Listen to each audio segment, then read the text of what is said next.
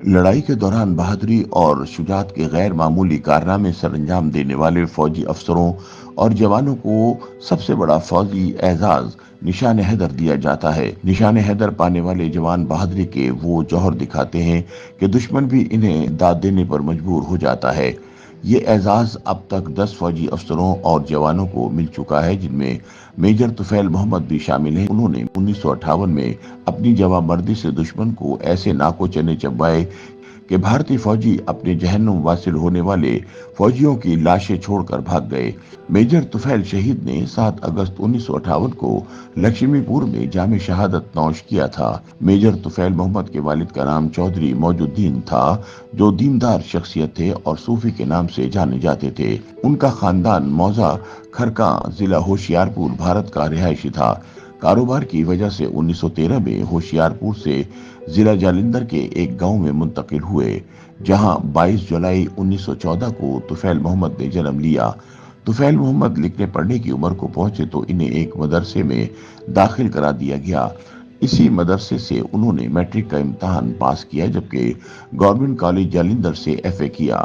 جن دنوں طفیل محمد فوج میں جانے کی کوشش کر رہے تھے، انہی دنوں ان کی شادی کر دی گئی۔ 22 جولائی 1932 میں وہ سپاہی بھرتی ہوئے۔ سپاہی سے ترقی کرتے ہوئے صوبیدار کے عہدے پر پہنچے۔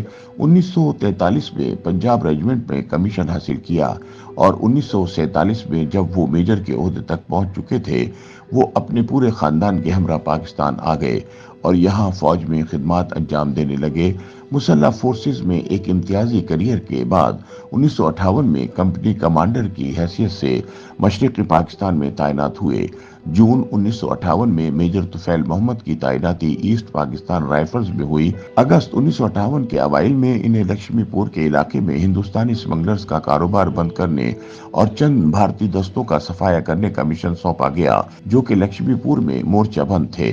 وہ اپنے دستے کے ساتھ وہاں پہنچے اور 7 اگست کو بھارتی چوکی کو گھیرے میں لے لیا۔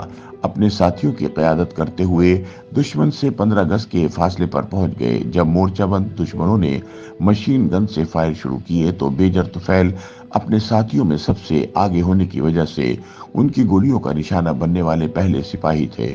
برستی گولیوں میں بے تحاشا بہتے خون کی حالت میں انہوں نے ایک گرنیڈ دشمن کی طرف پھینکا، جو سیدھا دشمن کے گن مین کو لگا اور وہ جہنم واصل ہو گیا۔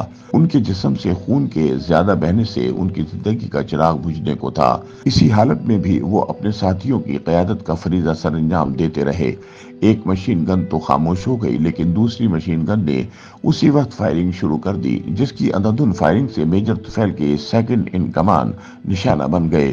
میجر طفیل نے ایک گرنیڈ کے ذریعے اس گن کو بھی تباہ کر دیا۔ اس دوران ان کا خون بہتا رہا، مگر وہ اپنے جوانوں کو ہدایات دیتے رہے۔ اب لڑائی دو بدو لڑی جا رہی تھی۔ اس دوران میجر طفیل نے دیکھا کہ ایک دشمن دبے پاؤں ایک جوان پر حملہ آور ہونے والا تھا۔ میجر صاحب اس وقت خود شدید زخمی تھے، چل بھی نہیں سکتے تھے۔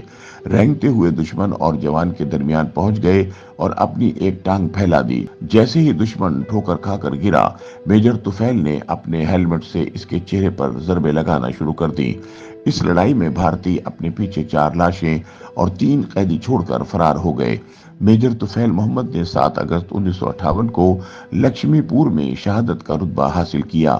میجر طفیل محمد کی تدفین چک نمبر 253 ای بی وہاڑی میں ہوئی۔ میجر طفیل محمد کو شجاعت اور بہادری کے باعث پاکستان کا سب سے بڑا فوجی اعزاز نشان حیدر دیے جانے کا اعلان کیا گیا۔ 15 نومبر 1959 کو اس وقت کے صدر ایوب خان نے کراچی میں ایوان صدر میں منعقد ہونے والے ایک خاص دربار میں میجر طفیل محمد کی صاحبزادی نسیم اختر کو یہ اعزاز عطا کیا۔ یوٹیوب پر گوگلی نیوز دیکھنے کے لیے youtube.com کی سرچ بار میں googly news T V type کریں۔ گوگلی نیوز کے پیج پر سرخ رنگ کے سبسکرپشن والے بٹن پر کلک کرنا نہ بھولیے۔ یوٹیوب پیج پر اپلوڈ ہونے والی ویڈیوز سے باخبر رہنے کے لیے بیل آئیکن پر کلک کیجیے۔ آپ کو ہر نئی ویڈیو کے بارے میں نوٹیفیکیشن موصول ہو جائے گا۔